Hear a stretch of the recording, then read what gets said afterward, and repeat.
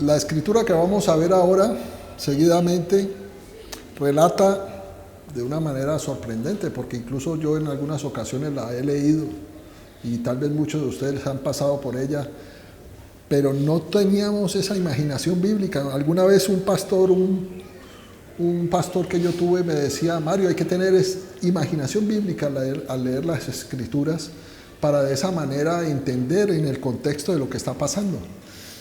Y aquí el autor del libro de Hebreos, si quieren me acompañan, capítulo 10 de Hebreos, nos relata el momento.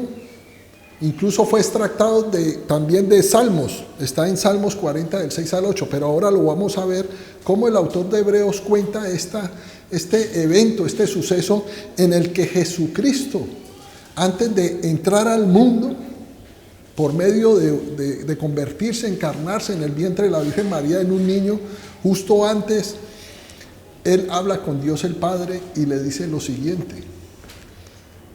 Dice en la Nueva Versión Internacional, Hebreos 10, versículo 5 en adelante. Verso 5. Por eso al entrar al mundo Cristo dijo, se lo dijo a Dios el Padre: a ti no te complacen sacrificios ni ofrendas, en su lugar me preparaste un cuerpo. Quiere decir que esos sacrificios y ofrendas iban a ser reemplazados, ¿por qué? Por el cuerpo de Cristo. Porque dice en su lugar. Esa palabra, esa frase nos está diciendo que lo que acaba de decir, a ti no te complacen sacrificios ni ofrendas, en su lugar me preparaste un cuerpo. Verso 6, no te agradaron ni holocaustos ni sacrificios, es más específico aún, por el pecado. Esos sacrificios y esos holocaustos que se hacían en el Antiguo Testamento, sabemos que eran cuerpos de animales que eran sacrificados para cubrir los pecados del pueblo. Y estos sacrificios se hacían de continuo, nunca acababan. Todos los días, 24 horas, en el templo se hacían sacrificios de becerros, de vacas, de toros, de machos cabríos, de corderitos, para cubrir los pecados del pueblo, y eso que se cubrían nada más por algún periodo de tiempo, un año. Y sigue en el verso 7 diciendo Jesucristo el Salvador a su Padre, a nuestro Padre. Por eso dije, aquí me tienes, como el libro dice de mí, he venido, oh Dios, a hacer tu voluntad. Este mismo verso, este mismo pasaje lo puedes ver en el Salmo 40 del 6 al 8. Cristo dice que ha venido a hacer la voluntad de Dios el Padre, como está escrito en el Antiguo Testamento. En plena noche de su nacimiento, antes de llegar al mundo, antes de entrar al mundo, dice la palabra, dice, por eso al entrar en el mundo, Cristo dijo en el verso 5. Entonces, parafraseándolo como debe más o menos, o yo lo entiendo, yo diría que ese verso dice lo siguiente. Dice Jesucristo, no te agradaron los cuerpos ni la sangre de las víctimas de animales sacrificados por los pecados, y has preparado un cuerpo para mí, para que yo sea el sacrificio perfecto y definitivo para la salvación del mundo. Eso dice exactamente. En otras palabras, dice el pasaje que acabamos de leer del 5 a 7 de Hebreos 10. Y pasamos al verso 8. Que explica el autor de Hebreos lo que quiso decir Jesucristo su Padre. Dice, primero dijo, ¿quién? Jesucristo. Sacrificios y ofrendas, holocaustos y expiaciones no te complacen ni fueron de tu agrado. Entre paréntesis hay una nota ahí en la Reina Valera también, y aquí en la Nueva Versión Internacional, porque lo dice el original, a pesar de que la ley exigía que se ofrecieran. Es decir, la ley que fue promulgada por Moisés establecía que se tenían que hacer sacrificios y ofrendas con ciertos animales. ¿Para qué? Para purificar, para cubrir los pecados y por un periodo de tiempo. Y esos sacrificios de esos cuerpos de animales y ese derramamiento de sangre, que no hay remisión de pecados sino por medio de derramamiento de sangre, se establecía para que cubrieran los pecados por un periodo de tiempo. Y lo exigía la ley, a pesar de ello lo exigía, y no le agradó a Dios el Padre. Más adelante, haciendo un estudio más profundo, sabemos de que El pueblo de Israel no le agradó esos sacrificios a Dios porque ellos iban buscando la justicia de Dios, pero por medio de las obras de la ley, sin fe. Y todos sabemos de que sin fe no podemos agradar a Dios. Además, todo lo que hagamos sin fe nos es contado por pecado. Todo lo que tú hagas sin fe ya es pecado delante de Dios, y ellos venían pecando contra Dios, así estuvieran cumpliendo la ley, pero lo hacían sin fe, sin creer en ese Dios maravilloso. Lo hacían por mera religiosidad. Verso 9. Luego añadió, ¿quién? Jesucristo. Aquí me tienes. He venido a hacer tu voluntad. Así que quitó lo primero, que fueron los sacrificios de esos animales, esas ofrendas y esos holocaustos, para establecer lo segundo, dice el verso 9.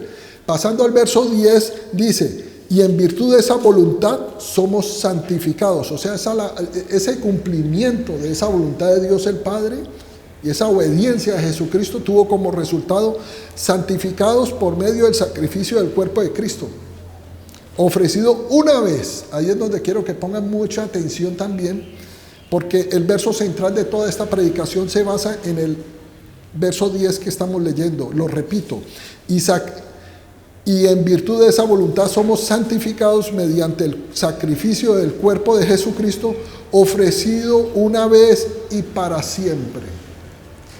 Una vez y para siempre.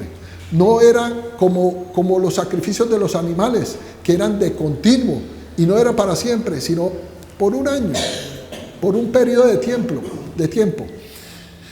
Entonces fue de una vez y para siempre, no por unos días, ni por unos meses, ni por un año. El sacrificio de Jesucristo fue uno, único, ofrecido una vez y para siempre, por la eternidad. Entonces entendemos que el cuerpo de Cristo, al ser el cuerpo de Dios, porque Él se hizo humano, es más poderoso que el cuerpo de los animales. Tanto es así que el de los animales nunca perdonó los pecados, nada más los cubría, como cuando tú metes la mugre debajo de una alfombra. Allí está. Allí sigue estando la inmundicia en los seres humanos, porque ellos no eran regenerados. Esa obra no era completa. La ley tenía un defecto, lo dice la Biblia. ¿Cuál defecto tenía la ley? De que tenía que contar con la carne, con el ser humano para llegar a su cumplimiento. La ley, el viejo pacto, era entre Dios y el hombre. Era entre Dios y las obras del hombre. Y eso nunca iba a salir bien. De hecho, nunca ha salido bien. La ley nunca podrán cumplirla, nadie. Porque dice la palabra de Dios que nadie será justificado delante de Dios por las obras de la ley. Pero entonces el nuevo pacto en la sangre, en el cuerpo de Cristo, que fue azotado, fue molido, fue maltratado, allí en la cruz del Calvario, tenía como propósito traer el nuevo pacto con Dios. Pero ese pacto no es entre nosotros, sino es un pacto entre el Padre y el Hijo. Tanto es así que ahí lo acabamos de leer. Era Jesucristo hablando con Dios el Padre. Dijo, voy yo. Él me preparó un cuerpo, Dios, lo formó en el vientre de la Virgen María, el Espíritu Santo, durante 9 meses. Y justo antes de entrar al mundo por medio de ese cuerpo, Jesucristo tuvo esa conversación con Dios el Padre. Maravilloso. Eso es una revelación tremenda. Y quiero dejar claro que las revelaciones de la palabra no es que de repente aparecieron en la palabra, no, siempre han estado allí, sino que a raíz y a través de que nosotros profundizamos y estamos en una relación diaria con Dios, nosotros vamos viendo esas cosas que son ocultas, porque la palabra es viva y es eficaz. Y nosotros, a través de que vamos dejando de ser esos bebés espirituales, el Señor nos va dando alimento sólido, y allí es donde nosotros empezamos a ser transformados. Vemos la gloria de Dios, y esa gloria es la que de verdad transforma a través de su palabra. Jesucristo entonces se despidió, por así decirlo, de Dios su Padre, nuestro Padre, y comenzó un recorrido que iba a terminar 33 años después en una cruz de madera y luego resucitar. ¿Por qué sigo insistiendo en varias oportunidades a hablar de la madera, de la cruz de madera? Porque Él tenía que hacerse maldición, porque la ley dice, maldito el hombre que era colgado en un madero. Él tenía que recibir la maldición del fruto del pecado, porque tú cuando pecas estás recibiendo la maldición. Y veíamos cuál era la maldición. La maldición es la ira de Dios. Cuando tú pecas, la ira de Dios venía sobre ti.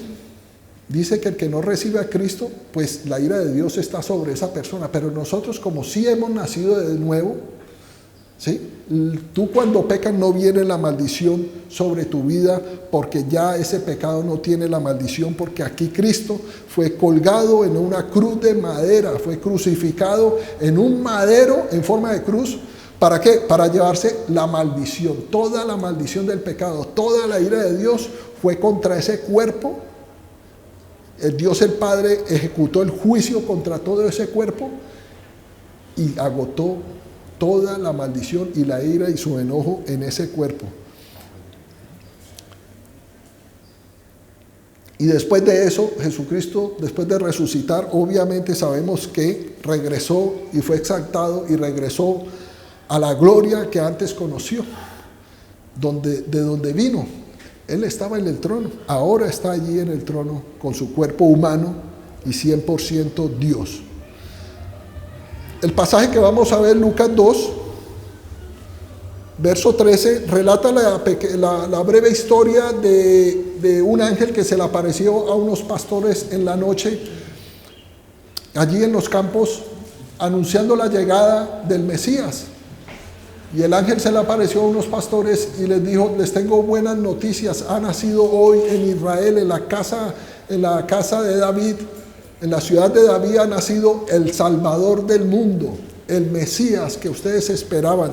Y dice la palabra de Dios allí en ese momento, cuando el ángel hablaba y les comunicaba y les daba las buenas noticias de que había llegado un Salvador al mundo, dice el verso 13: y repentinamente apareció con el ángel una multitud de huestes celestiales, millares de ángeles que alababan a Dios y decían: gloria a Dios en las alturas y en la tierra paz a los hombres de buena voluntad. En contraste de ello, en el cielo pues había fiesta, pero en la tierra no estaba pasando nada. No se estaba manifestando la alegría de los hombres, sin saber que había llegado Dios en forma de ser humano a la tierra para salvarnos. Dios estaba siendo manifestado en carne y el cielo lo sabía, pero la tierra lo ignoraba. Solamente unos reyes de Oriente se dieron cuenta que eso estaba pasando a través de esa estrella que vieron en el cielo. Desde una perspectiva humana, de una manera superficial, muchos saben de que Jesucristo de verdad vino a la tierra y lo celebran en Navidad. Es algo tal vez cultural en muchos países. Quizás hay personas que también reconocen que era Dios. Jesucristo es Dios. Para los que quieran ver más específicamente, hay una escritura, Romanos 9:5 dice muy explícito que Jesucristo es Dios. Pero el punto no es que si Él vino o no vino. El punto es a qué vino Jesucristo a la tierra. Y ese es el tema que hoy nos ocupa. Entonces, ¿a qué vino Jesús a la tierra? Vino a cumplir la ley. Indudablemente cumplió la ley. Entre otras cosas, cumplió la ley. Porque en Romanos 10:4 dice: porque el fin de la ley es Cristo, para justicia a todo el que cree. Jesucristo es el cumplimiento de la ley. Es el único ser humano nacido que ha cumplido la ley. Para presentar su reino. También vino a presentar su reino. Recuerden que Él hablaba en parábolas y Él decía: el reino de los cielos es. Puso ejemplos como la semilla de mostaza, como el hombre que encontró un tesoro y muchas cosas para enseñarnos cuál era el reino de los cielos. Para enseñar la verdad. Indudablemente Jesucristo incluso es la verdad. Él dijo: yo soy la verdad, el camino y la vida. Él enseñó la verdad. ¿Cuál es la verdad? Su palabra. Él es la palabra, dice Juan 1:1. Para revelar el amor de Dios. También vino para revelar el amor de Dios. En Romanos 5:8 dice: mas Dios muestra su amor para con nosotros, que siendo aún pecadores, en esa condición de pecado, aún así Jesucristo vino por nosotros, por amor. Es suficiente amor esa manifestación. Y hay muchísimas en la palabra. Para traer paz. Para traer paz. Cristo es el príncipe de paz. El castigo de nuestra paz fue sobre él, dice la palabra. Y también dice, cuán hermosos son los pies de los que anuncian la paz. ¿Cuál paz? La paz de Cristo. El evangelio, la nueva noticia. Evangelio quiere decir nueva noticia. O buenas noticias también. Para sanar a los enfermos. Indudable. Cristo vino y sanó a todos los enfermos que les trajeron. A él le traían un enfermo y no le decía, ven mañana, ven la otra semana que te sano. No, a todos, no hubo ni uno que no sanara. Jesucristo es así. Pero estas razones son razones secundarias en la realidad. ¿Se cumplieron todas? Sí, se cumplieron todas. Pero la razón primordial y el propósito fundamental de que Jesucristo viniera a la tierra era para sufrir y para morir. Ese fue el propósito.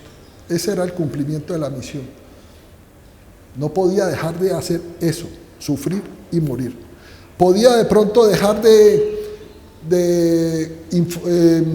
sanar enfermos, sí, y podía traer la salvación del mundo. Dice que sufrió el castigo del pecado en su cuerpo, porque necesitaba abrir ese camino al Padre, reconciliarnos con Dios el Padre, ese camino que fue destruido por el pecado. Y esa fue la razón primordial. Jesús vino para sufrir y para morir, para abrir el camino al Padre, sufriendo el castigo del pecado en su cuerpo. Por eso Dios le preparó un cuerpo, y perfecto. Un cuerpo que no fue contaminado con la semilla del hombre. Es el único ser humano que nació sin pecado original.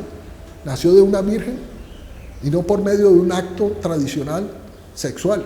Nació por la sombra del Altísimo, vino sobre él y el Espíritu Santo lo engendró y lo formó en el cuerpo de María. No hubo intervención de un varón. Nació santo y murió santo, sin pecado. El hombre sabemos que fue hecho para gobernar y dominar la creación de Dios. Y él perdió todo esto cuando cayó en pecado. Y lo perdió todo. Y ahora el hombre sabemos que es un esclavo. Y que es ignorante de las cosas de Dios. Tanto es así que la ignorancia, podría yo decir que ha hecho más daño que el mismo pecado. La ignorancia te lleva, entre otras cosas, a pecar y te lleva a perderte totalmente. Ya con el pecado estás desconectado de Dios, definitivamente. Y en esta situación, lo dice que Él vino, que aunque siendo pecadores, Cristo vino a la tierra, y en esta situación vino Jesús. Estábamos perdidos y Dios tomó la iniciativa. No fue que nosotros lo llamamos y lo bajamos del cielo a la tierra. Jesucristo vino a destruir las obras del diablo. El Hijo de Dios había llegado para hacer del hombre lo que el hombre nunca podría llegar a hacer sin Cristo.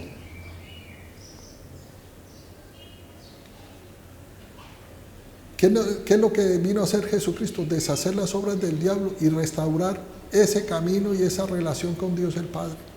A eso vino. ¿A través de qué? Del sufrimiento y de la muerte y el sacrificio de su cuerpo en la cruz del Calvario.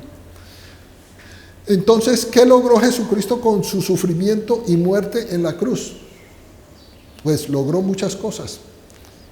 A causa de su muerte, Él se convirtió en nuestro sustituto. Ese es el misterio de la justificación que hemos hablado. Él sufrió nuestra muerte. Él tomó nuestro pecado y nosotros tomamos de Cristo su santidad y su justicia. Por eso es que Dios el Padre nos ve como su Hijo. Él fue el sustituto. Fue también el autor de nuestra salvación a raíz de que murió y resucitó, el que abrió el camino. Él es el autor de nuestra salvación. fue también nuestro santificador. En Hebreos 10:10, allí mismo el capítulo que estamos leyendo dice: santificados mediante el sacrificio del cuerpo de Jesucristo, ofrecido una vez y para siempre. Santificados por medio de ese cuerpo. Dios nos hizo santos, nos ve santos. Todavía hay pecado, a pesar de que todavía en algunas ocasiones hay pecado en nuestras vidas, pero nuestra posición y nuestra condición delante de Dios es santos. Dios nos ve, nuestro estatus delante de Dios, somos herederos, somos hijos, no somos extranjeros ni esclavos, somos hijos de Dios, y como tales el Señor nos trata y nos ve como sus hijos, nos ve santos a sus ojos. Nunca habrá un pecado registrado en contra de nosotros, a pesar de que lleguemos a pecar. Ya no está ese acta de decretos que se llevaba, porque existe para allá afuera la gente que no conoce de Cristo. Hay un acta de decretos, la cual se va a abrir en unos libros, y basados en esas obras y en esas cosas que hizo una persona, será en el día del juicio final, serán sentenciados. Pero nosotros, el acta de decretos que nos era contraria, dice la palabra de Dios, fue clavada en la cruz del Calvario por Jesucristo el Salvador. Entonces ya no hay más acta de decretos, ya no hay registrado en contra de nosotros ningún pecado. Así pequemos. Esto no es que tengamos libertad para pecar. El pecado tiene unas consecuencias terribles. Nosotros somos hijos de Dios, que en teoría debemos ser cristianos que prevalecemos continuamente, permanentemente. No puedes llegar a ser un cristiano de cada 8 días ni una vez al mes. No, si tú quieres ver cambios en tu vida, si tú quieres ver que regeneras tu manera de pensar para que cambies tu manera de actuar, porque tú lo que pienses te va a llevar a actuar. Entonces tienes que renovar el espíritu de vuestra mente, y eso lo siembras en tu corazón, y eso es lo que te va a llevar a actuar, eso es lo que te va santificando. Esa relación con Dios en el lugar secreto, no un día, ni 2 días, ni una vez a la semana, es todos los días. Esa intimidad de Dios es la que te transforma, y por medio de esa gloria que recibes en la palabra y en la alabanza, en ese tiempo con Dios, tú serás transformado. Nosotros somos santos porque Él es santo, porque Cristo es santo. Ese es el misterio de la santificación, el misterio de la justificación. En Romanos 8:1 dice: por lo tanto ya no hay ninguna condenación para los que están unidos a Cristo, para los que están en Cristo. ¿Y cómo estamos en Cristo? En una relación continua con Dios. Si tú no perseveras y no es permanente esa relación con Dios, el pecado te seguirá asediando y no vas a dejar de pecar. Continuamente pecarás y probablemente practicarás el pecado. Verso 2 del mismo Romanos 8: pues por medio de él la ley del Espíritu de vida me ha liberado de la ley del pecado y de la muerte. La ley del Espíritu es la misma ley de la fe.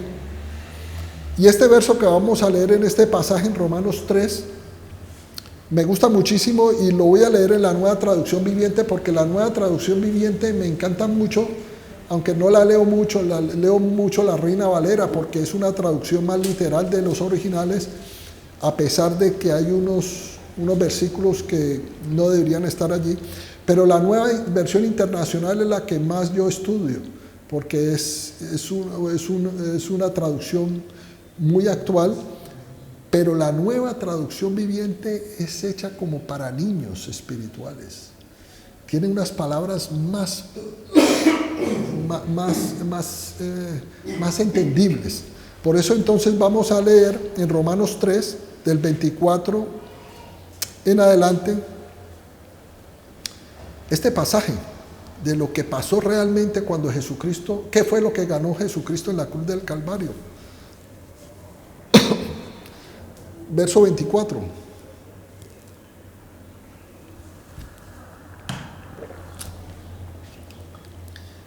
Verso 24. Sin embargo, en su gracia, Dios gratuitamente nos hace justos a sus ojos por medio de Cristo Jesús, quien nos liberó del castigo de nuestros pecados.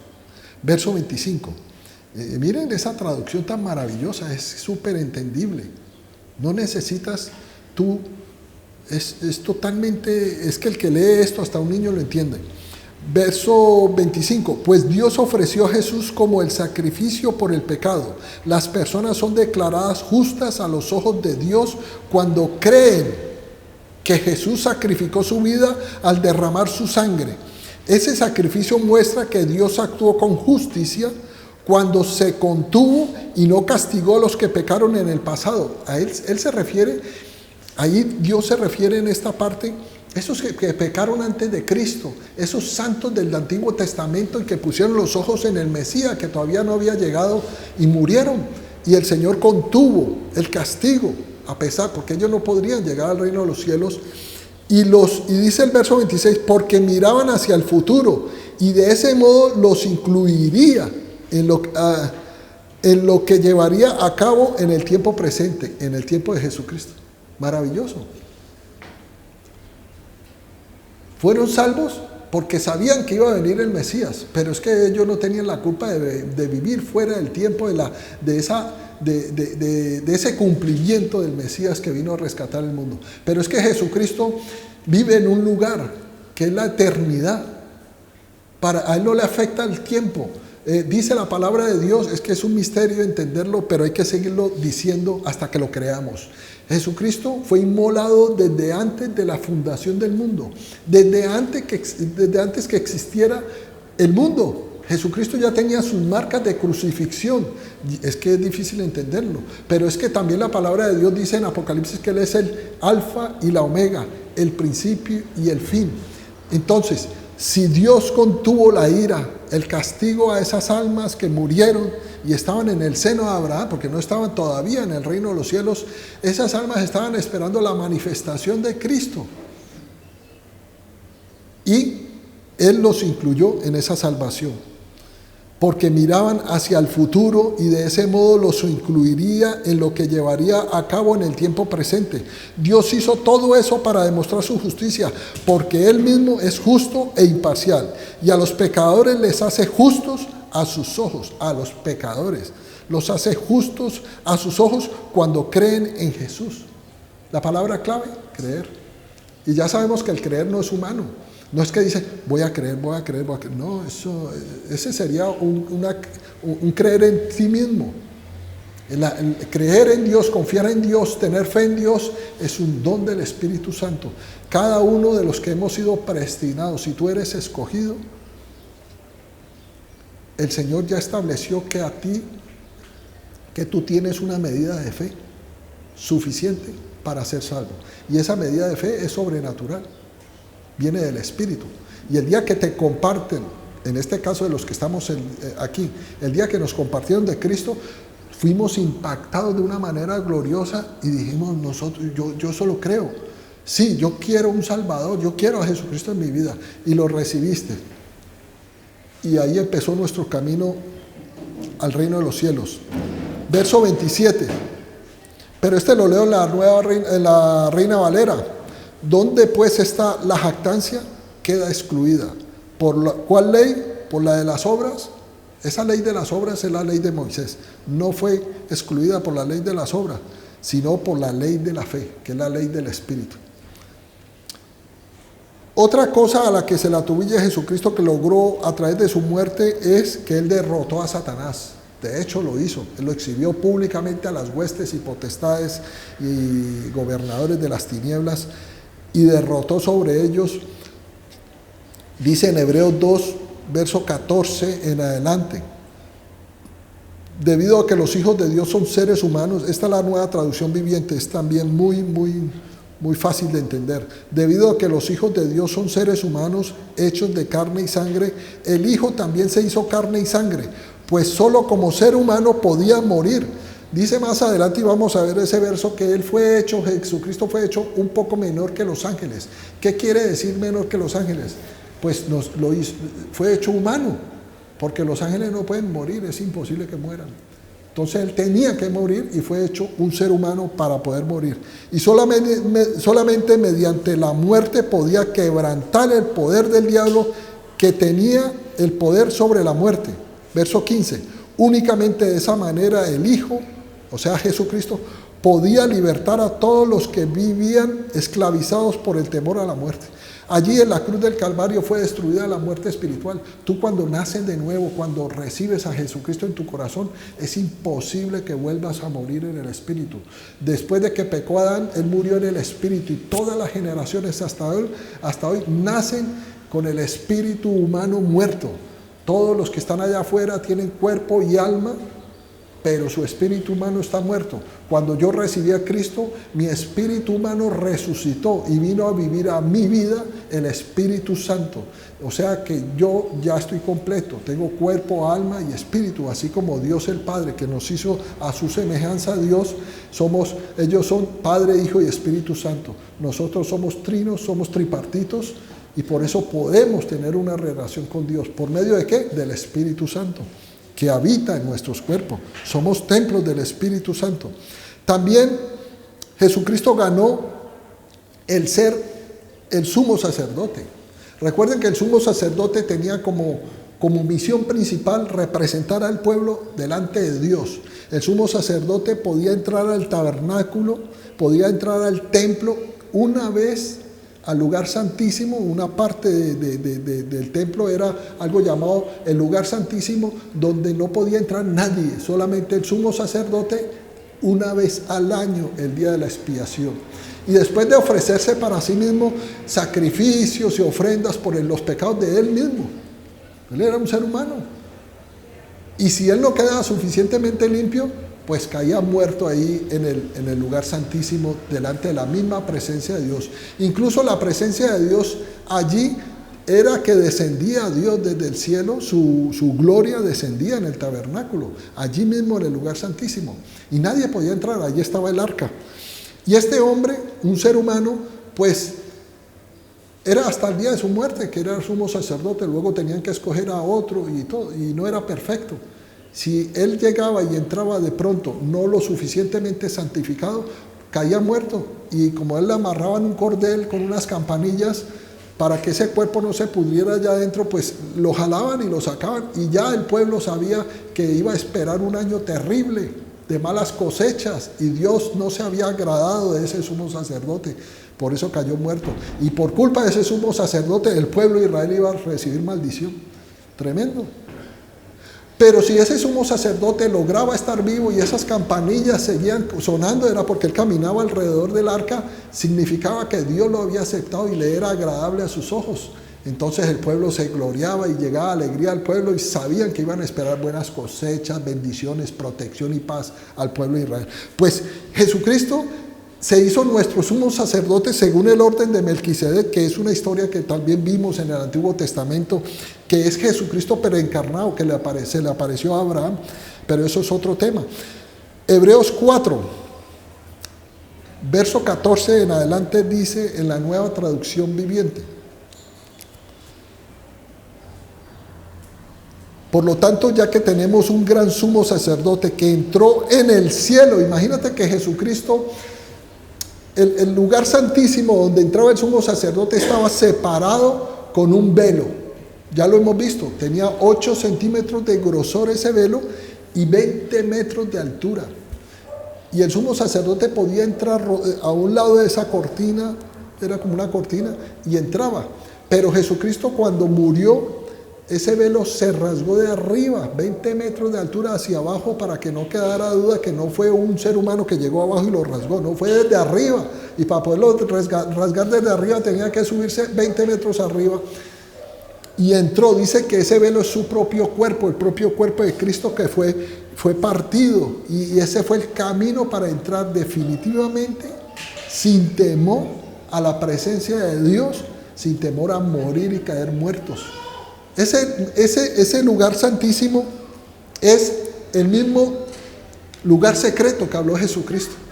Ese lugar íntimo donde tú llegas todos los días y te arrodillas, cerrada la puerta, en tu cuarto, en tu estudio, en una parte de tu hogar, de tu casa, cerrada la puerta para que tus hijos o nadie te moleste y no tengas distracciones. Y allí de rodillas alabas a Dios, lees las Escrituras, le expones tus dudas, tus problemas, pasas tiempo con Dios, no vas a estar de rodillas todo el tiempo. Llega un momento en que te sientas, lees la palabra, escuchas una prédica, lo que sea, pasas tiempo con Dios y Dios usa ese tiempo para cambiar tu manera de pensar, para ser transformados.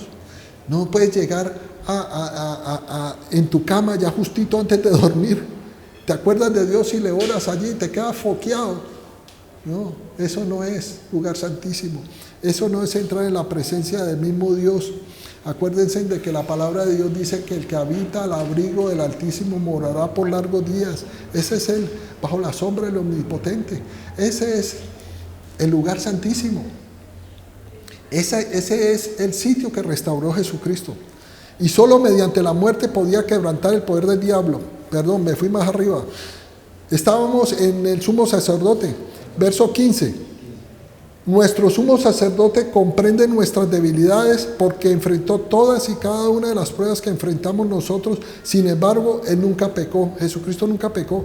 Así que acerquémonos confiadamente delante del trono del Padre, delante del trono de la gracia, para hallar misericordia y gracia para el oportuno socorro. Ese es el lugar santísimo. El que Él no hubiera podido ser ninguna de estas otras cosas que hemos dicho, que Él fue el sumo sacerdote, que nuestro sumo sacerdote, que derrotó a Satanás. No podríamos decir que Él fue el autor de nuestra salvación, no podríamos decir que Él fue nuestro sustituto, que Él fue el que nos hizo santos delante de Dios, nos trajo la santificación, si Él no hubiera muerto. Si Él no hubiera muerto, no hubiera logrado todo esto. En 3 horas, Jesucristo pagó la salvación de las almas para estar con Dios una eternidad. Le llevó 3 horas en la cruz del Calvario. Él recibió todo el castigo. Jesucristo recibió toda la ira durante 3 horas, desde la hora sexta hasta la hora novena, que es el mediodía, hasta las 3 de la tarde. Cuando Él fue colgado en esa cruz del Calvario, vinieron tinieblas. Y Él recibió toda la ira de Dios y se agotó. No quedó más ira, no quedó más enojo de Dios sobre ese cuerpo. Y el cuerpo de Cristo, ese mismo cuerpo que fue preparado por Dios el Padre, está representado en la iglesia, que es su cuerpo. Por eso es que nosotros tenemos que estar pegaditos, pertenecer al cuerpo de Cristo. Tenemos que ir a la iglesia y congregarnos, sujetarnos bajo la soberanía de Dios, bajo el gobierno de Jesucristo que está en la iglesia, porque Él es la cabeza de la iglesia. Nosotros somos su cuerpo, y si pertenecemos al cuerpo, pues Dios el Padre no ejecuta juicios contra ese cuerpo, porque ya lo hizo. Ya ese cuerpo recibió el castigo.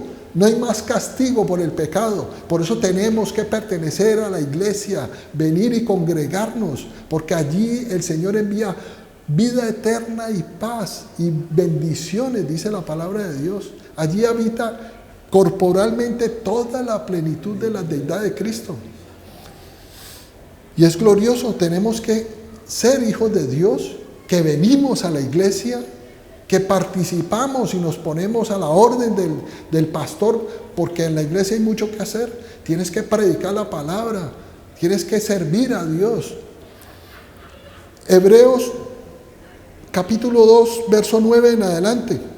Esta es la parte que hablábamos, que Jesucristo fue hecho un poco menor que los ángeles. En el verso 9 dice: sin embargo, vemos a Jesús que fue hecho un poco inferior o menor a los ángeles, coronado de gloria y honra por haber padecido la muerte. ¿Por qué fue hecho un poco menor que los ángeles? Para poder padecer la muerte. Él no podía llegar como un ángel. Él se parecía en el Antiguo Testamento como el ángel de Jehová, como el ángel del Señor. Era el mismo Dios poderoso ahí presente. Se le apareció a Abraham y Abraham lo veía como un ángel. Pero Abraham supo que él, el que estaba a su lado conversando con él, era el Dios Todopoderoso. Ese era Jesucristo. Se le apareció también como Melquisedec. Ese era Jesucristo también. Y padeció la muerte. Así, por la gracia de Dios, la muerte que él sufrió resulta en beneficio de todos. Verso 10. En efecto, a fin de llevar a muchos hijos a la gloria, convenía que Dios, para quien y por medio de quien todo existe, perfeccionara mediante el sufrimiento al autor de la salvación de ellos. Y yo me preguntaba, ¿cómo así perfeccionar a Cristo? Pues en una traducción que es la Nueva Viviente, porque esta es la Nueva Versión Internacional, me es un poquito más claro. Dice, hiciera a Jesús un líder perfecto. Quiere decir que ese cuerpo tenía que sufrir para que tuviera todos los atributos de un verdadero sacrificio que se hablaba en Isaías 53, que Él tenía que sufrir nuestros dolores, sufrir lo que producen las enfermedades. Las enfermedades producen sufrimiento, producen dolores. Todo eso lo tenía que vivir Cristo. Cristo en esas 3 horas vivió y sufrió todas las consecuencias, ¿sí?, de las enfermedades. Porque dice que Él se llevó todas las enfermedades. Dice, apto para llevarlos a la salvación. Y ahora vemos ese verso. Él fue nuestro sustituto. Él llevó nuestros pecados en su propio cuerpo, dice la palabra de Dios en 2 Corintios 5:21. Al que no conoció pecado, por nosotros lo hizo pecado, para que nosotros fuésemos hechos justicia de Dios en él. Ese cuerpo se hizo pecado para destrucción. Lo que sí es claro, hermanos, y con lo que hemos leído y es evidente también, de que nosotros no hicimos nada para merecerlo, en absoluto. No hay manera de llegar a Dios sin Cristo. El camino a Dios el Padre está bloqueado por el pecado, pero la gracia es más grande que el pecado. El pecado no puede detener la gracia. Si la pudiera detener, pues no estaríamos en la dispensación de la gracia. Ese cuerpo de Cristo, Cristo allí era tan poderoso, ese cuerpo de Dios mismo, que fue capaz de recibir toda la ira de Dios y lo resistió y murió minutos después. Él absorbió toda la ira de Dios, lo que quiere decir que la gracia es más poderosa que la ira de Dios del pecado, que ese castigo lo absorbió. Nadie en el universo hubiera podido traer a Cristo a la tierra. Eso fue un diseño de Dios. Eso fue planeado por Dios. Es un plan soberano de Dios que se cumplió. En Juan 10, verso 17, Jesús dijo, por eso me ama el Padre, porque yo pongo mi vida.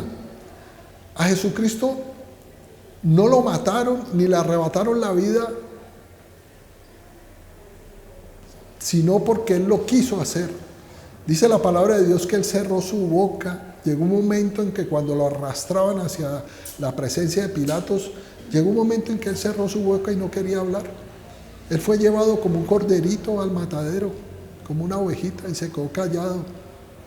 Él no podía argumentar nada. Él lo que necesitaba era entregar su vida. Ese fue el objetivo principal. Pilato no se equivocó con todo lo que hizo, con azotarlo, con someterlo a todo lo que lo sometieron a vejámenes, la cosa más terrible. Por eso el Padre me ama, dice Jesucristo en Juan 10, verso 17 en adelante, porque yo pongo mi vida para volverla a tomar. Verso 18, nadie me la quita. A Él no le quitaron la vida, Él la entregó, sino que yo de mí mismo la pongo. Tengo poder para ponerla y tengo poder para volverla a tomar. Este mandamiento recibí de mi Padre. ¿Cómo la volvió a tomar? A través de su propio Espíritu. El Espíritu Santo lo levantó entre los muertos. Amén.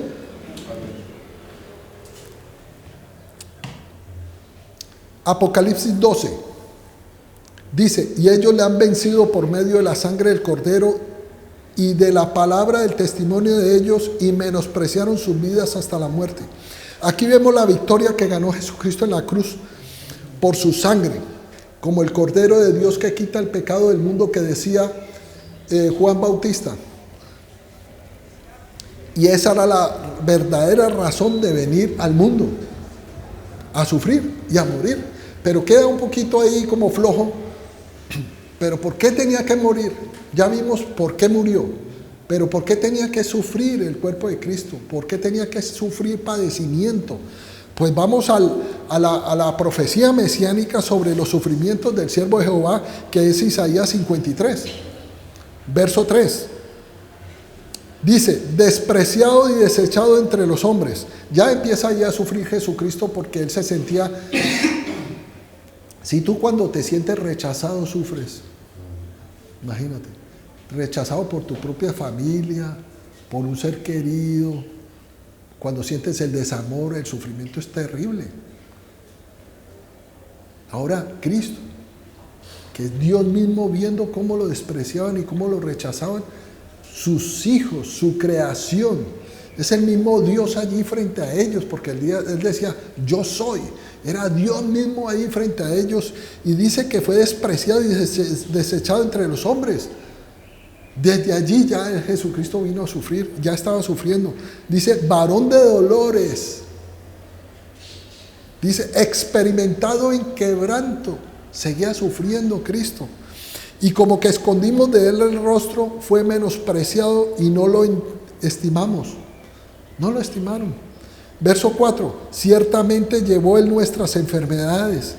Enfermedades. La gente tiene que entender, hermanitos, que el Señor se llevó toda la enfermedad en la cruz del Calvario y las consecuencias y los síntomas de las enfermedades, que son los dolores. Y sufrió nuestros dolores.